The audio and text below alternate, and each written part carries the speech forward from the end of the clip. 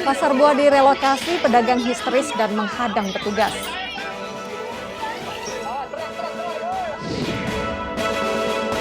Apes, pencuri tertimpa pagar besi hasil curiannya.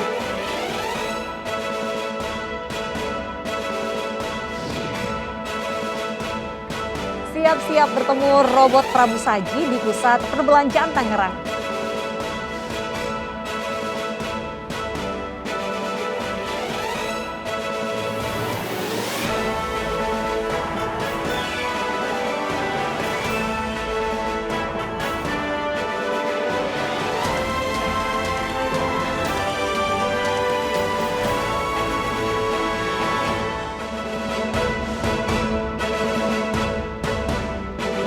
Selamat siang pemirsa, beragam informasi menarik akan kami sajikan selama 90 menit ke depan dalam program iNews Siang bersama saya Wilson Purba dan rekan saya Bernadetta Ginting yang akan menyampaikan informasi di segmen pertama.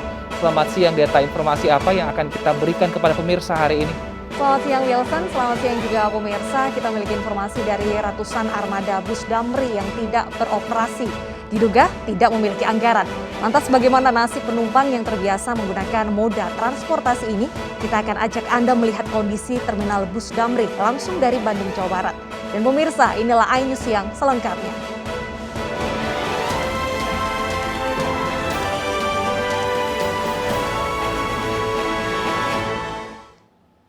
Sebelumnya kita awali informasi siang hari ini dari eksekusi pemindahan lapak pasar buah di Jalan Tengku Umar, Sahan Asahan, Sumatera Utara yang berlangsung ricuh. Pedagang buah menangis histeris dan mencoba menghadang petugas. Pemilik lapak pedagang buah ini histeris dan mencoba menghalangi petugas Satuan Polisi Pamung Praja yang menjalankan eksekusi pembongkaran di Jalan Tengku Umar, Kisaran Asahan, Sumatera Utara, Kamis siang. Meski mendapat perlawanan saat pembongkaran, petugas Satpol PP tetap melakukan tugasnya. Sebelumnya pedagang buah dengan pemerintah setempat sudah melakukan dialog dan diminta untuk mengosongkan lapak buah mereka yang mengganggu arus lalu lintas dan memakai badan jalan. Pedagang diminta untuk pindah ke lapak pasar buah yang telah didirikan pemerintah, namun banyak yang tidak mau pindah. Tahun lebih semenjak berdirinya dibangunnya pasar buah, kita sudah sosialisasi sama mereka. Kita sudah kasih sosialisasi, kita sudah kasih surat permohonan, surat pernyataan untuk siap di lokasi. Berbagai macam pertemuan sudah kita lakukan dengan pedagang. Hasilnya gimana Pak? Ya hasilnya sebagian menerima, sebagian besar menerima. Ada juga segelintir orang yang tidak mau. Kini pemirsa, pedagang buah sudah mulai berjualan di lokasi pasar buah yang baru yang sudah disediakan pemerintah. Namun pedagang mengeluhkan lapak yang lebih kecil serta banyaknya buah yang busuk akibat mereka harus pindah. Diharapkan pemerintah memberikan solusi menguntungkan untuk pedagang agar perekonomiannya terbantu. Kalau untuk tempat ini memang nggak layak untuk ditempati. Bapak pun udah nampak. Layak nggak ditempati. Kami bukannya nggak mau pindah, tapi harus layak di tempatnya, di mana yang bagus. Kebakaran kembali melanda Kecamatan Lubuk Pakam, Deli Serdang, Sumatera Utara. Sebuah bengkel sepeda motor dan penjualan spare part hangus terbakar. Tidak ada korban jiwa dalam peristiwa ini, namun kerugian ditaksir mencapai ratusan juta rupiah.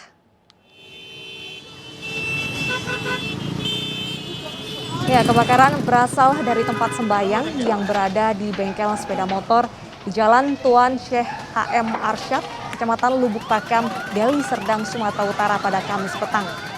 Warga sekitar juga sempat mendengar suara ledakan dari lokasi kejadian. Pemilik bengkel bersama karyawan berlarian menyelamatkan diri sembari mengemas spare part sepeda motor. Selang 20 menit, petugas pemadam kebakaran dari Lubuk Pakam tiba di lokasi dan langsung melakukan pemadaman. Petugas pemadam kebakaran menurunkan 3 unit mobil dari sejumlah kecamatan terdekat. Sementara aparat keamanan menutup akses jalan agar tidak terjadi kerumunan warga yang mengganggu proses pemadaman. Hingga kini pihak kepolisian masih mencari tahu sumber kebakaran tersebut.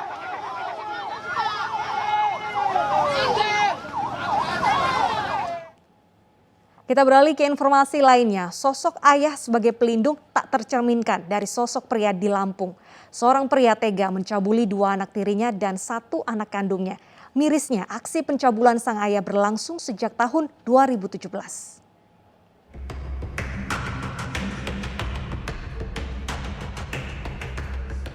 Seorang pria berusia 56 tahun diamankan Polda Lampung perihal aksi pencabulan. DM, pelaku pencabulan tega melakukan aksinya kepada 2 anak tirinya dan 1 anak kandungnya. Polisi menangkap pelaku setelah menerima laporan dari paman korban.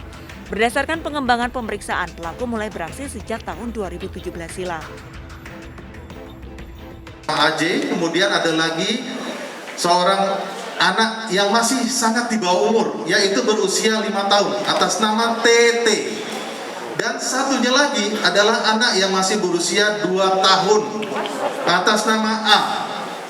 Jadi inilah rekan-rekan sekalian yang memperberat sanksi hukum pidana terhadap tersangka. Pria yang berprofesi juru parkir liar ini beraksi ketika sang istri bekerja dan kondisi rumah tengah sepi. Pelaku terancam Undang-Undang Perlindungan Anak dengan pidana maksimal 15 tahun dan denda 15 miliar rupiah. Dari Bandar Lampung, Andres Afandi, Ainus melaporkan. Kita akan membahas perkembangan terkini terkait kasus seorang ayah yang tega mencabuli ketiga anaknya di Bandar Lampung. Sudah bergabung bersama Ainus Siang Kombes Pol Zahwani Pandrah Arsyad, Kabid Humas Polda Lampung. Selamat siang Pak Pandrah. Ya, selamat siang Mbak Deta. Salam presisi dan salam sehat selalu dan pada para pemirsa iNews dimanapun berada. Salam sehat juga buat Pak Pandrah. Pak, ini pelaku memperkosa 3 anaknya. Apakah ada kelainan pada dirinya sehingga dia tega mencabuli 3 anaknya sekaligus? Ya, baik. Jadi ini adalah suatu peristiwa pidana yang terjadi adalah percabulan terhadap anak di bawah umur, di mana ini adalah diatur di dalam Perundang-undangan nomor 1 tahun 2016 tentang pelindungan anak. Ini adalah perhatian pemerintah, dalam hal ini ada hadirnya negara. Kejadian ini diawali daripada adanya laporan paman korban pada tanggal 14 Oktober 2021 lalu. Karena dilihat keponakannya atas nama korban AJ ini ada sedikit kelainan dan juga ada diakui daripada korban AJ.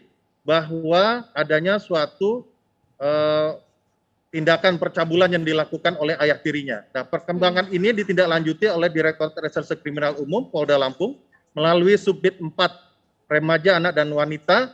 Tim bergerak langsung melakukan penyelidikan dan juga mendapat arahan dari Dirkrim Polda Lampung, AKBP Dr. Ronald Huta Galung, dan akhirnya pada tanggal 19 Oktober dari pasca kejadian 5 hari kemudian dapatlah kami tangkap. Jadi kami melakukan proses penyelidikan dan penyidikan ini tidak terlepas daripada scientific crime investigation atau penyelidikan tindak pidana berdasarkan ilmiah.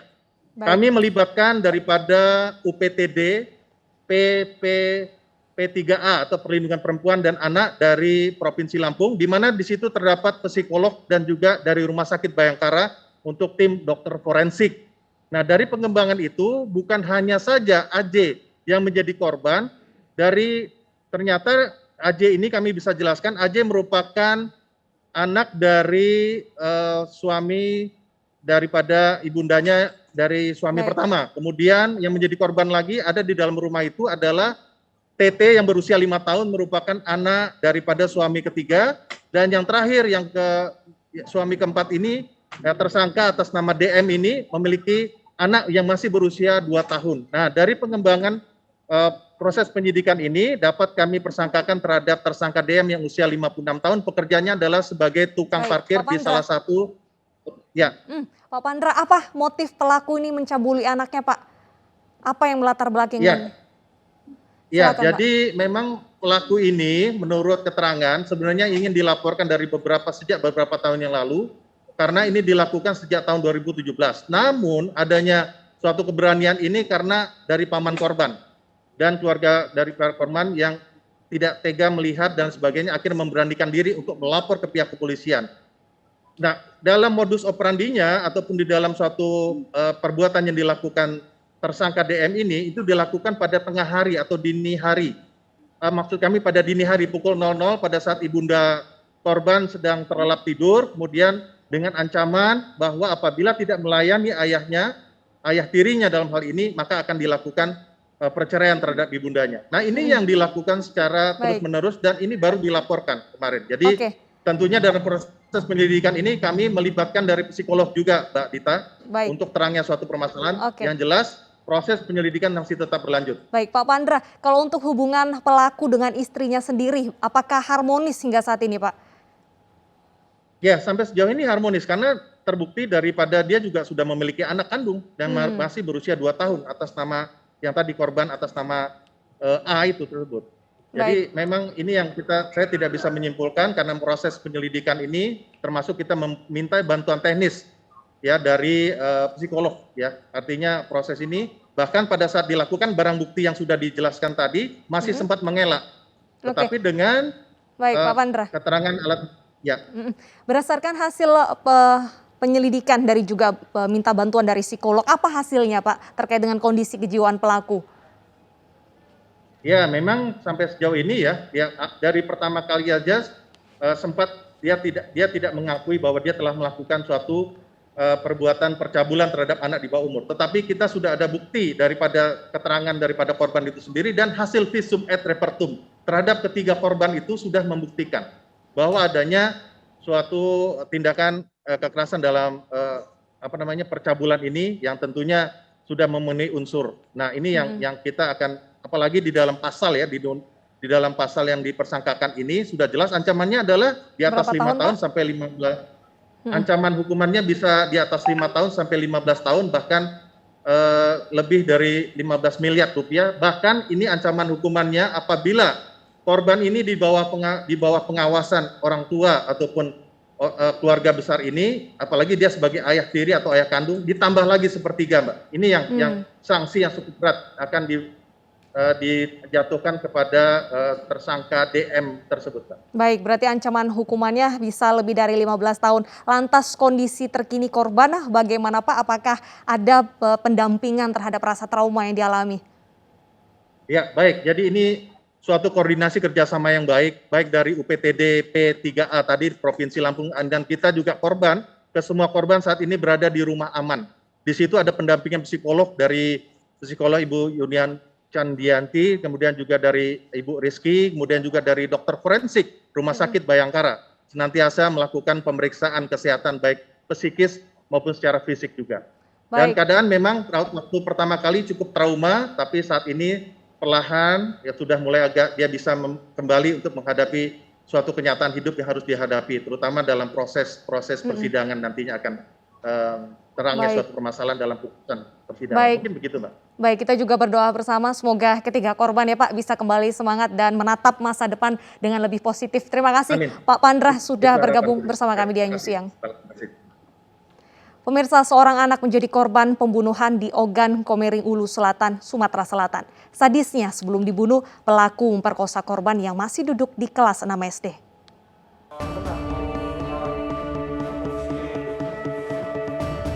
Wahyu Purnomo kini menjadi tahanan Polres Ogan Komering Ulu Selatan, Sumatera Selatan. Ia dengan sadis membunuh tetangganya yang masih berusia 12 tahun dan duduk di kelas 6 SD. Parahnya sebelum dibunuh, korban diperkosa dan disetrum. Lalu kepala korban dibenamkan ke dalam air sehingga kehabisan oksigen. Jenazahnya lalu dibuang di tepi sungai Selabung, Kecamatan Buai, Sandang Aji. Pelaku selesai melakukan tindakan kekerasan terhadap anak, pelaku kemudian melakukan tindakan lanjutan, yaitu menyetrum kaki dari korban dengan menggunakan alat-alat yang tadi kami sampaikan. Maksud dan tujuan pelaku melakukan itu adalah membuat korban tidak berdaya, tidak sadar ataupun pingsan. Polisi mengamankan beberapa barang bukti, diantaranya batang bambu, kabel, dan mesin setrum ikan yang digunakan untuk membunuh korban. Untuk mempertanggungjawabkan perbuatannya, tersangka diancam dengan pasal berlapis tentang perlindungan anak dengan ancaman pidana 15 tahun penjara. Dari Ogan Komering Ulu Selatan, Sumatera Selatan, Teddy Hendrawan, iNews melaporkan. Setelah menjadi buronan pihak kepolisian, pelaku pembunuhan terhadap istrinya sendiri dengan menggunakan tabung gas 3 kg akhirnya tertangkap. Pelaku ditangkap di tempat persembunyiannya di wilayah Kota Wisata Bogor.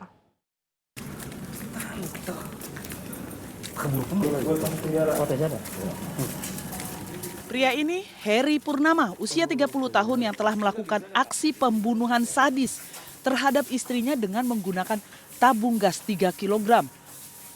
Heri Purnama tertangkap setelah buruan selama 3 hari. Pelaku bersembunyi di perumahan di wilayah Kota Wisata Cilengsi, Kabupaten Bogor, Jawa Barat. Pelaku langsung dibawa ke Polres Metro Bekasi Kota guna dilakukan pemeriksaan secara intensif. Sedangkan ini merupakan rumah yang diberikan garis polisi adalah lokasi pembunuhan yang menjadi tempat tinggal pasangan suami istri bernama Heri Purnama dan Novi Sapitri, usia 26 tahun, serta 2 anak perempuan yang masih berusia 2 tahun dan 5 tahun. Rumah ini berlokasi di Jalan Randu Raya, Kampung Keranggan Kulon, Kelurahan Jatiraden, Kecamatan Jati Sampurna, Kota Bekasi, Jawa Barat. Novi bekerja sehari-hari sebagai pemulung sampah di sekitar tempat tinggalnya. Di rumah ini, Novi ketika masih tidur sembari memeluk anaknya dipukul dengan tabung gas 3 kg hingga tewas pada Rabu dini hari lalu. Histeris, nangis, ada warga yang dengar, disamperin ke sana. Dia lihat kondisi si anak itu memang udah berlumuran darah, minta tolong sama warga. Siapa yang berlumuran darah? Anak yang pertamanya. Anak yang pertama, berarti luka-luka juga ya? Enggak, anak yang pertama enggak, karena posisi si anak itu saat itu sedang tidur dengan ibunya. Oh, tidur bareng? Tidur bareng dengan ibunya, kemungkinan dipukul dengan tabung gas itu atau gimana, ya darah itu ada di badan anaknya. Hingga kini tim kepolisian Polresta Bekasi masih mendalami motif kejahatan yang dilakukan oleh Heri Purnama. Dari Bekasi, Jawa Barat, Rahmat Hidayat, iNews melaporkan. Seorang anggota polisi dari Satuan Lalu Lintas Polda Metro Jaya tewas mengenaskan di tol Jakarta Cikampek.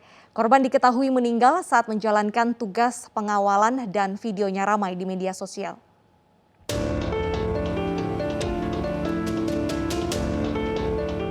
Seorang pengendara merekam terkaparnya sosok petugas Satuan Lalu Lintas Polda Metro Jaya di kilometer 13.400 tol Jakarta Cikampek. Polisi kegeleng, polisi, ya Allah. Diketahui korban berpangkat inspektur 1 ini meninggal dalam menjalankan tugas pengawalan. Kejadian bermula truk menyenggol motor korban hingga akhirnya terjatuh. Namun naas truk yang berada di belakangnya tak melihat korban terjatuh dan melewatinya.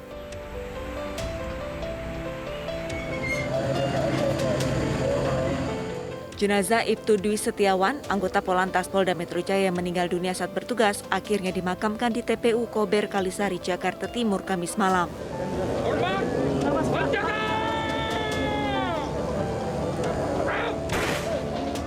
Pemakaman dilaksanakan dengan upacara kedinasan.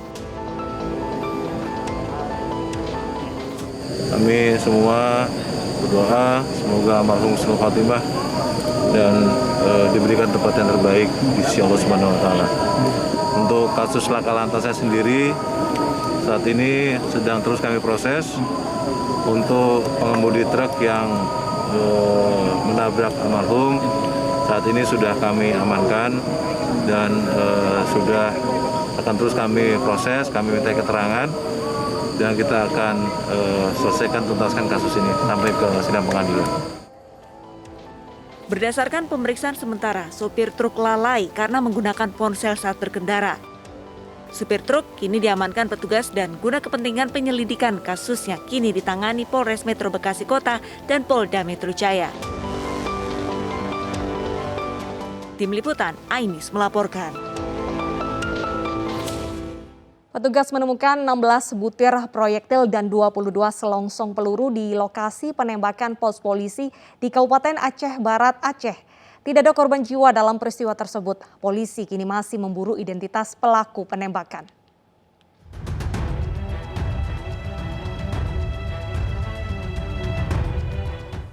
Polisi terus melakukan penyelidikan untuk mengungkap pelaku penyerangan pos polisi di Desa Mutulang, Kabupaten Aceh Barat. Di lokasi kejadian, petugas menemukan 16 butir proyektil dan 22 selongsong peluru kaliber 5,56. Tak hanya menembaki pos polisi, pelaku yang merupakan orang tak dikenal mentargetkan sebuah mobil milik warga. Tidak ada korban jiwa dalam peristiwa tersebut. Dari penglihatannya sepertinya peluru AK-47 dan peluru SS1 atau M16 kemungkinan. Tapi nanti kita buktikan secara lab. Ini kalau untuk yang terkena tembakan bagian-bagian apa aja Pak di kantor kita? Kalau dari kita lihat kasat mata di bagian tembok-tembok bangunan, ada juga yang mengenai kursi. Tentu saja trauma yang kita rasakan. Apa aja yang rusak, Bang? Apa aja yang rusak? Hanya mobil. Pos polisi di Kabupaten Aceh Barat ditembak orang tak dikenal pada Kamis dini hari.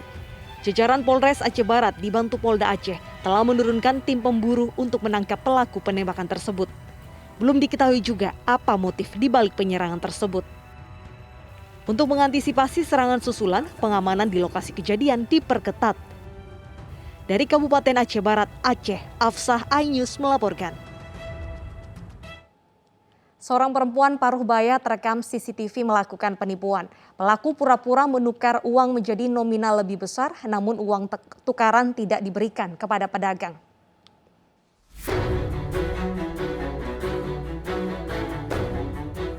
Semula tidak ada yang aneh dari gerak-gerik perempuan paruh baya ini. Ia menukarkan uang di salah satu warung di Jalan Bakti Maproyan Damai, Pekanbaru Riau. Dari beberapa uang puluhan ribu, ia tukarkan ke uang dengan nominal ratusan ribu. Saat pedagang memberikan uangnya, perempuan paruh baya ini justru kabur. Saat dikejar, pelaku malah membuka kancing bajunya. Dia kan datang pura-pura nukar uang. Nah, jadi kami nggak mikir ke belakang nukarnya. Jadi kami tukar aja. Setelah tukar, dia nggak dikasihnya uang tukarnya. Diambilnya uang kami, dia bawa lari gitu. Setelah dikejar, dia nggak marah-marah dia, malah dibilangnya kata-kata kasar lah dia bilang. Terus dibukanya auratnya gitu, jadi si abang nggak mau ngejar lagi. Kasus dengan modus menukarkan uang di sejumlah toko saat ini marak terjadi di Kota Pekanbaru. Sebelumnya kasus serupa terjadi di Kecamatan Rumbai dan Jalan Ronggowarsito Pekanbaru. Kasusnya kini masih dalam penyelidikan pihak kepolisian. Dari Pekanbaru Riau, Muhammad Yusuf, iNews melaporkan. Dua pencuri tertangkap basah saat mencuri pagar besi rumah warga. Simak informasinya usai jeda, tetaplah di iNews Siang.